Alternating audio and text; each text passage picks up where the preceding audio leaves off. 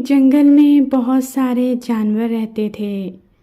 شیر جنگل کا بادشاہ تھا۔ اس کا ایک بیٹا تھا جس کا نام تھا ٹوٹو۔ وہ بہت بہادر اور سمجھدار تھا۔ جنگل میں ایک بہت خوبصورت تالاب تھا، لیکن اس تالاب میں مگرمچھ رہتے تھے۔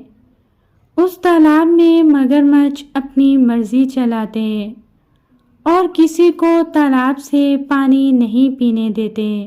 مگرمچھ کہتے کہ پہلے ہمارے کھانے کو پھل لاؤ اور پھر پانی پیو۔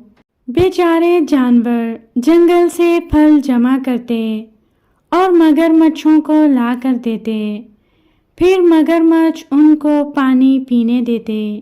سب جانور مگرمچھوں سے تنگ تھے، لہٰذا سب نے مل کر سوچا کہ ہمیں جنگل کے بادشاہ شیر کو یہ بات بتانی چاہیے۔ جانوروں نے کہا، ابھی چلتے ہیں۔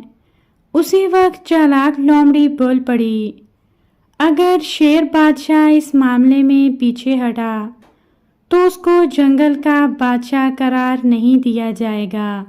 لومڑی نے سب جانوروں کو شیر کے خلاف بھڑکا دیا۔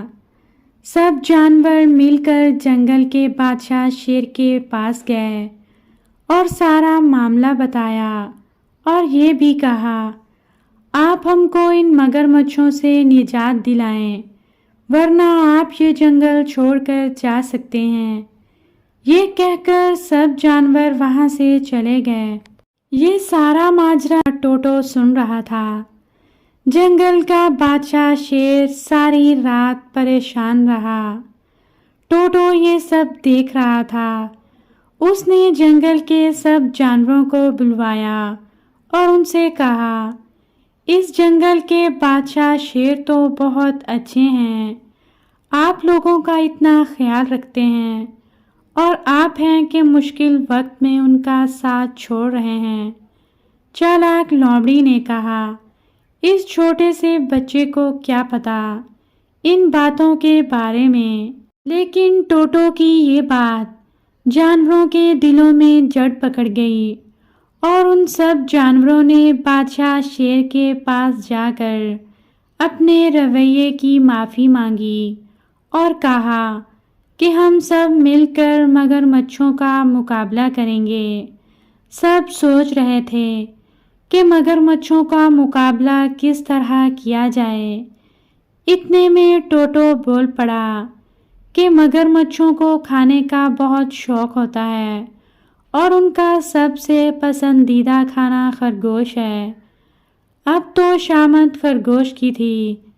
اتنے میں ہاتھی بول پڑا، ہم خرگوش کو مار تو نہیں سکتے۔ ٹوٹو نے کہا، نہیں، ہم اسے ماریں گے تو نہیں، ہاں اس کو استعمال ضرور کریں گے۔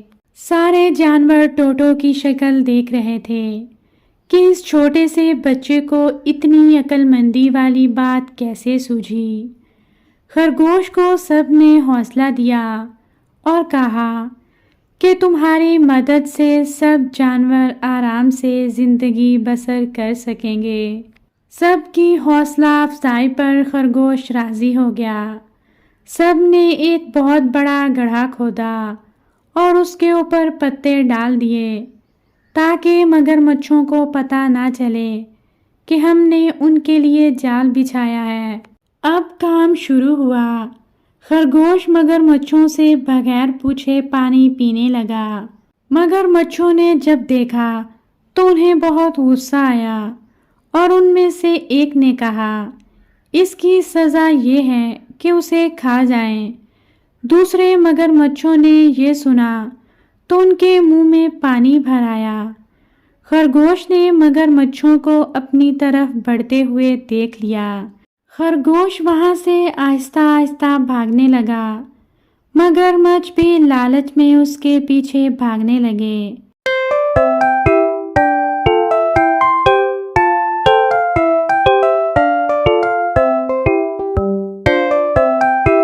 مگرمچھ خرگوش کا پیچھا کرتے کرتے وہاں تک پہنچ گئے جہاں جال بچھا ہوا تھا۔ خرگوش جال کے اوپر سے چھلانگ مار کر دوسری طرف گر پڑا اور سارے مگرمچھ گڑھے میں گر پڑے۔ اس طرح سارے مگرمچھوں کو ان کے کیے کی سزا مل گئی اور خرگوش نے سکون کا سانس لیا۔